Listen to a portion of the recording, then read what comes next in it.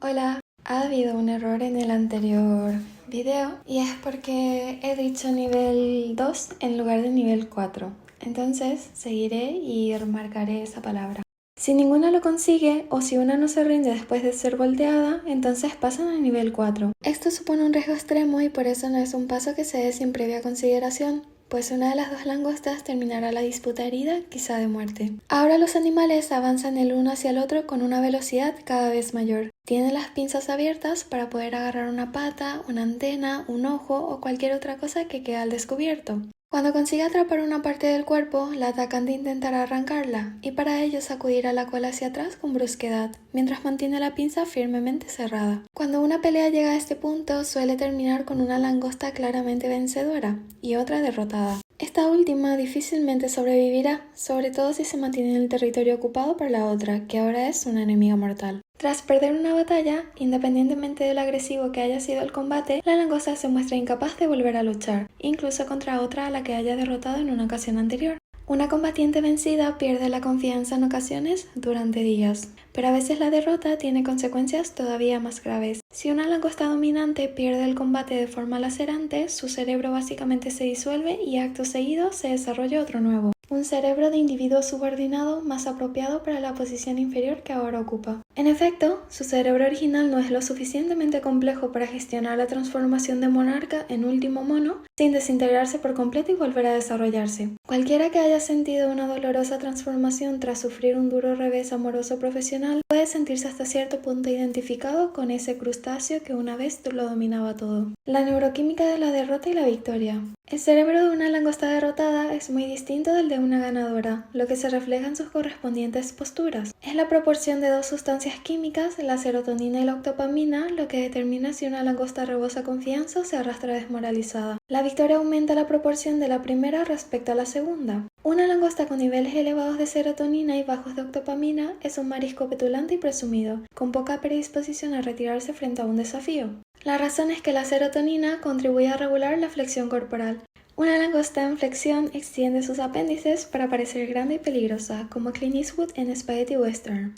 Cuando se aplica serotonina a una langosta que acaba de perder un duelo, se estira, provoca, incluso a quien le ha hecho morder el polvo y pelea más fuerte y durante más tiempo. Los fármacos que se prescriben a las personas que atraviesan una depresión, los cuales inhiben de forma selectiva la recaptación de serotonina, vienen a tener el mismo efecto químico y las mismas consecuencias en la conducta, en lo que resulta una de las más asombrosas demostraciones de la continuidad evolutiva de la vida terrestre. El Prozac consigue alegrar incluso a las langostas. La combinación de alta serotonina y baja octopamina caracteriza entonces a las vencedoras. La configuración neuroquímica opuesta, con una proporción elevada de octopamina respecto a la serotonina, produce langostas con pinta de perdedoras, contraídas, inhibidas, mustias y escurridizas. De las que andarían merodeando en un cruce carrejero y se esfumarían en cuanto se anunciara una bronca. La serotonina y la octopamina también regulan el reflejo de retirar la cola, que le sirve a la langosta para propulsarse rápidamente hacia atrás cuando necesita escapar. Se requiere un menor nivel de provocación para obtener esa reacción en una langosta derrotada, algo similar a la reacción de alarma que se da en soldados o niños maltratados con estrés postraumático.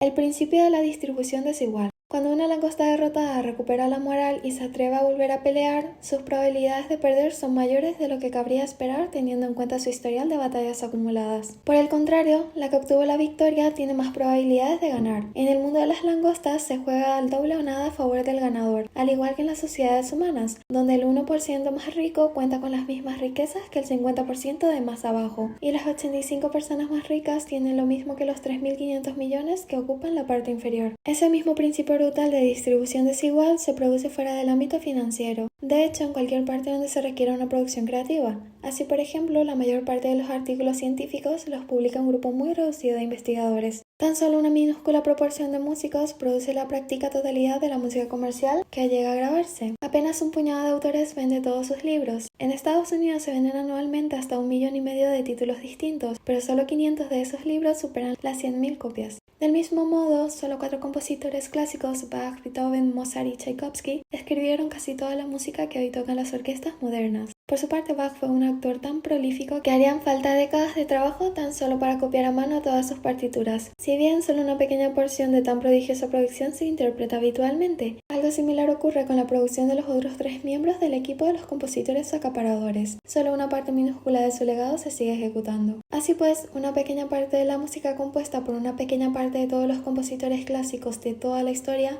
viene a constituir la práctica totalidad de la música clásica que el mundo conoce y aprecia. A este principio se le suele llamar la ley de Price, en honor a Derek Sola Price, el investigador que descubrió su aplicación científica en 1963. Puede representarse con un diagrama con forma aproximada de L, con el número de personas en el eje vertical y la productividad de los recursos en el horizontal. En realidad, el principio básico se había descubierto mucho antes. El polímata italiano Vilfredo Pareto 1848-1923, advirtió su aplicabilidad a la distribución de la riqueza a principios del siglo XX, una posibilidad que parece funcionar de forma apropiada para cualquier sociedad posible, al margen de su forma de gobierno. Se aplica también a la población de ciudades, tan solo unas cuantas concentran a casi todos los habitantes del mundo, la masa de los cuerpos celestes, unos pocos la acaparan, y la frecuencia de las palabras de una lengua, el 90% de la comunicación se produce utilizando solo 500 palabras, entre otras muchas cosas. También se lo conoce en ocasiones como el principio de Mateo 25-29, en alusión a la que quizás sea la máxima más contundente de las atribuidas a Jesucristo, porque al que tiene se le dará y le sobrará, pero al que no tiene se le quitará hasta lo que no tiene.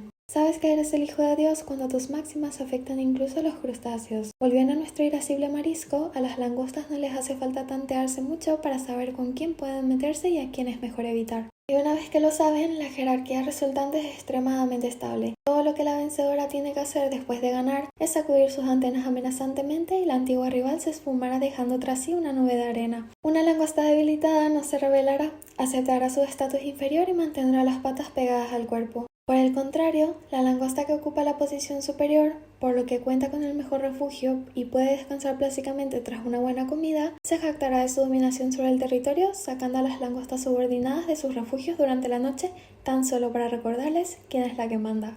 Todas las chicas.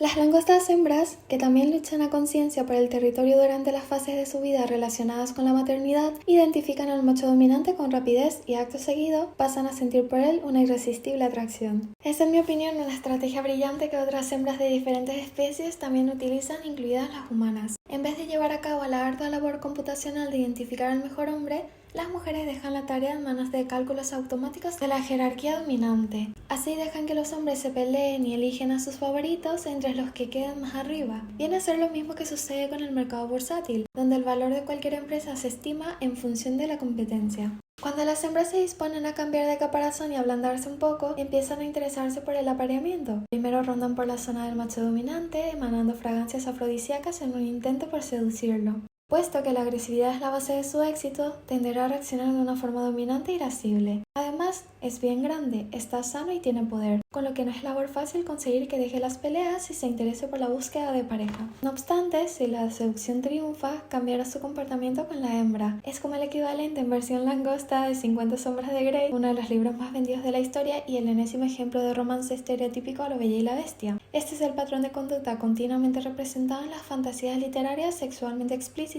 que son tan populares entre las mujeres como las sugerentes imágenes de desnudos entre los hombres.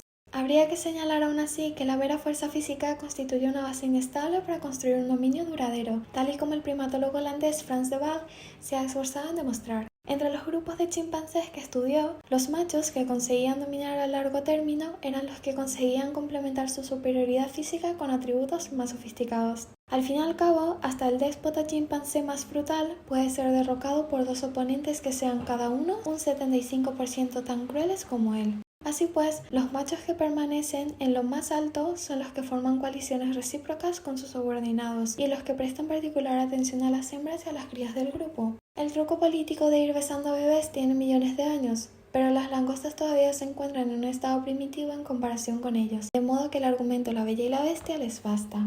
Así, una vez que la bestia ha sido convenientemente seducida, la langosta hembra que lo ha conseguido se desviste, se desprende de su caparazón y queda peligrosamente blanda, vulnerable y lista para aparearse. En el momento adecuado, el macho, que ahora se ha vuelto un amante atento, deposita una bolsa de esperma en el receptáculo correspondiente.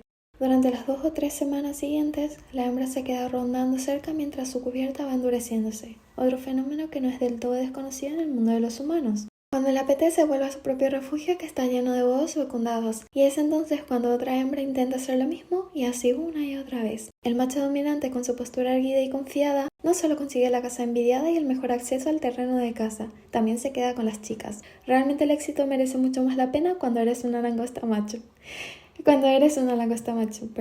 ¿Por qué todo esto resulta relevante? Por un número increíble de razones, al margen de las que resultan cómicamente obvias. En primer lugar, sabemos que las langostas llevan aquí de una forma u otra más de 350 millones de años, lo que verdaderamente es mucho tiempo. Hace 65 millones de años todavía había dinosaurios, algo que se nos antoja extremadamente remoto. Sin embargo, para las langostas, los dinosaurios eran una especie de nuevos advenedizos que aparecieron y desaparecieron en el flujo de un tiempo casi eterno. Esto nos indica que las jerarquías de dominio han constituido un elemento permanente del ambiente al que cualquier forma de vida compleja se ha adaptado. Hace unos 300 millones de años los cerebros y los sistemas nerviosos eran comparativamente simples. No obstante, ya poseían la estructura y la neuroquímica necesarias para procesarse el estatus y la sociedad. Difícilmente se puede exagerar la importancia de este hecho. La naturaleza de la naturaleza. En biología, decir que la evolución es conservadora resulta perogrullada. La naturaleza de la naturaleza. En biología, decir que la evolución es conservadora resulta una perogrullada. Cuando algo evoluciona, tiene que partir de aquello que la naturaleza ya ha producido. Puede que se añadan nuevos elementos y algunos de los antiguos quizás sufran alguna alteración, pero la mayor parte de las cosas se quedan igual. Es por ello que las alas de los murciélagos, las manos de los seres humanos y las aletas de las ballenas resultan extraordinariamente similares en su forma esquelética. Tienen incluso el mismo número de huesos, y es que la evolución estableció las bases de la fisiología hace mucho tiempo. Así, la evolución funciona en gran medida mediante la variación y la selección natural. La variación existe por muchos motivos, como la mezcla de genes, por decirlo de forma simple, o la mutación aleatoria, y es por esa variación que los individuos de la misma especie son diferentes. La naturaleza los va eligiendo a lo largo del tiempo. Esta teoría, como ha señalado, parece explicar la continua alteración de las formas de vida a lo largo de eones. Pero hay una cuestión adicional menos evidente. ¿De qué naturaleza se habla cuando se habla de selección natural? ¿Cuál es exactamente el ambiente al cual se adaptan los animales? Asumimos muchas cosas acerca de la naturaleza, lo que tiene sus consecuencias. Mark Twain dijo en una ocasión, lo que no nos mete en problemas no es lo que no sabemos, sino lo que creemos que sabemos, pero no sabemos. Para empezar, es fácil dar por sentado que la naturaleza posee una naturaleza propia, algo estático, pero no es el caso, o al menos no en un sentido simple. Es estática y dinámica al mismo tiempo. El propio ambiente, la naturaleza que elige, se transforma. El conocido símbolo del yin y el yang de los taoístas lo plasma a la perfección. El ser de los taoístas, la propia realidad, se compone de dos principios opuestos, a veces traducidos como el femenino y el masculino, o más exactamente la hembra y el macho. Sin embargo, el yin y el yang se interpretan de forma más exacta como el caos y el orden. El símbolo taoísta es un círculo que rodea a dos serpientes de la cabeza a la cola. La serpiente negra, el caos, tiene un punto blanco en la cabeza, mientras que la serpiente blanca, el orden, tiene un punto negro en la suya. Esto se debe a que el caos y el orden son intercambiables y al mismo tiempo eternamente yuxtapuestos. No hay nada tan absolutamente cierto que no pueda variar, incluso el sol tiene ciclos de inestabilidad. De la misma forma, no hay nada tan susceptible al cambio que no pueda estabilizarse. Toda revolución engendra un nuevo orden y toda muerte es al mismo tiempo una metamorfosis. De este modo, considerar la naturaleza como algo puramente estático conduce a importantes errores de comprensión. La naturaleza selecciona. La idea de selección contiene implícitamente la de idoneidad, y es la idoneidad lo que se selecciona. La idoneidad, por decirlo de alguna forma, es la probabilidad de que un organismo determinado engendre descendencia, perpetuando así sus genes. Lo idóneo de la idoneidad es, pues, la correspondencia que se establece entre los atributos del organismo y lo que exige el ambiente. Si se conceptualiza esa exigencia como algo estático, es decir, si se considera la naturaleza como algo eterno e inmutable, entonces la evolución resulta ser una serie inmutable de mejoras lineales, y la idoneidad, algo a lo que los seres vivos van acercándose gradualmente a través de las épocas. La aún poderosa idea victoriana del progreso evolutivo, que tiene al ser humano en su cúspide, es una consecuencia parcial de este modelo de naturaleza.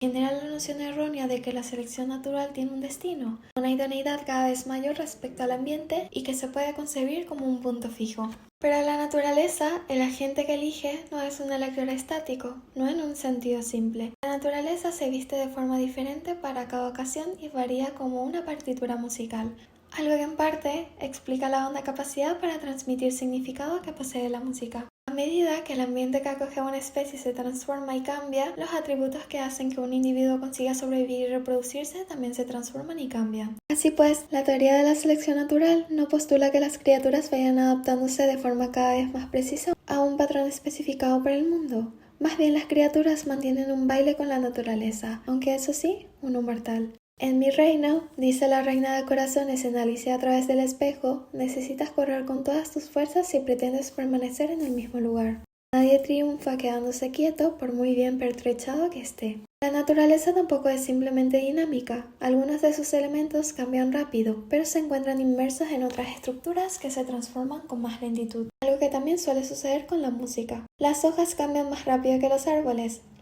más rápido que los bosques y el tiempo cambia más rápido que el clima. Si no fuera así, la moderación evolutiva no funcionaría, puesto que la morfología básica de los brazos y las manos tendría que cambiar tan rápido como el tamaño de los huesos o la función de los dedos. Es el caos dentro de un orden, a su vez dentro de otro caos que se encuentra inscrito en una orden superior. El orden que resulta más real es el que cambia menos, pero no necesariamente el que se ve con mayor facilidad. Cuando el observador se fija en la hoja, pierde la perspectiva del árbol, y cuando repara en este, deja de percibir el bosque. Así, algunas de las cosas que resultan más reales, como la sempiterna jerarquía de dominación, no pueden verse de forma alguna. También es un error conceptualizar la naturaleza de forma romántica. Los urbanitas ricos y modernos, sumidos en su universo de cemento abrasador, recrean el ambiente natural como algo inmaculado y paradisíaco, como un paisaje del impresionismo francés. El activismo ecologista, aún más idealista en sus planteamientos, concibe la naturaleza como algo perfecto y armónicamente equilibrado, exento de las perturbaciones y las depredaciones propias de la humanidad. Lamentablemente, el ambiente también lo componen la elefantiasis o la lombriz de Guinea, mejor no hablar de ella, los mosquitos anófeles y la malaria, las sequías mortíferas, el SIDA y la peste negra. No fantaseamos sobre la belleza de estos aspectos de la naturaleza, aunque son igual de reales que los elementos asociados a nuestra visión del Edén. De hecho, es precisamente a causa de la existencia de estas cosas que intentamos cambiar lo que nos rodea, proteger a nuestros hijos, construir ciudades y sistemas de transporte, cultivar comida y generar electricidad. Si la madre naturaleza no se mostrara tan dedicada a acabar con nosotros, nos resultaría mucho más fácil vivir en total armonía con lo que dispone.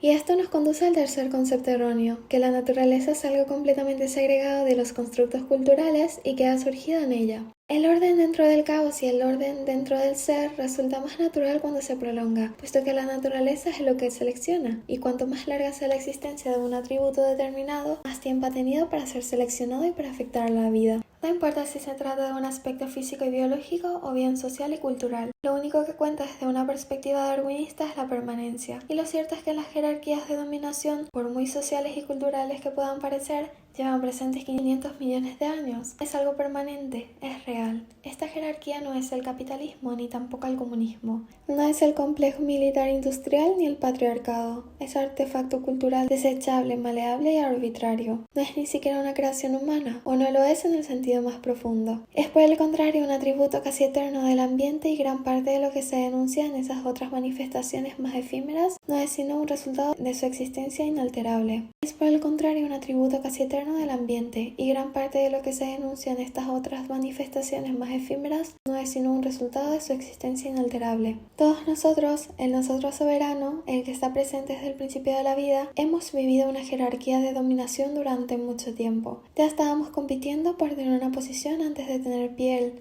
manos, pulmones o huesos, así que hay pocas cosas más naturales que la cultura. Las jerarquías de dominación son más antiguas que los árboles. La parte de nuestro cerebro que registra nuestra posición en la jerarquía de dominación es por eso fundamental y excepcionalmente antigua. Es un sistema de control esencial que modela nuestras percepciones, valores, emociones, pensamientos y adicciones. Afecta de forma directa a todos los aspectos de nuestro ser, conscientes e inconscientes. De ahí que, cuando sufrimos una derrota, nos comportemos de una forma muy parecida a las langostas que han perdido una pelea. Nuestra postura se encoge, miramos al suelo, nos sentimos amenazados, heridos, ansiosos y débiles. Si las cosas no mejoran, caemos en una depresión crónica. En tales circunstancias nos resulta fácil hacer frente al combate que exige la vida, con lo que acabamos siendo víctimas idóneas de los matones de caparazón fuerte. Y no solo resultan llamativas las similitudes relacionadas con el comportamiento y la experiencia, pues una gran parte de la neuroquímica subyacente es la misma. Pongamos como ejemplo la serotonina, la sustancia química que controla la postura y las retiradas de las langostas. Aquellas que se encuentran en posiciones inferiores producen comparativamente bajos niveles de serotonina, al igual que ocurre con los seres humanos que ocupan posiciones análogas, y estos bajos niveles disminuyen aún más con cada derrota. Una baja serotonina significa menos confianza en uno mismo, significa una mayor respuesta al estrés y a mayores dificultades para reaccionar ante una emergencia. En el punto interior de la jerarquía de dominación, en cualquier momento puede ocurrir cualquier cosa, nada bueno por lo general. Significa menos felicidad, más dolor y ansiedad, más enfermedad y una esperanza de vida menor, tanto en los humanos como en los crustáceos. Los puestos superiores en la jerarquía de dominación y los altos niveles de serotonina, que suelen ir parejos, se caracterizan por menos enfermedades, miseria y muerte, incluso cuando se mantienen constantes factores con los ingresos totales, o bien el número de restos comestibles en descomposición que puedas conseguir. Difícilmente se puede exagerar la importancia de este hecho.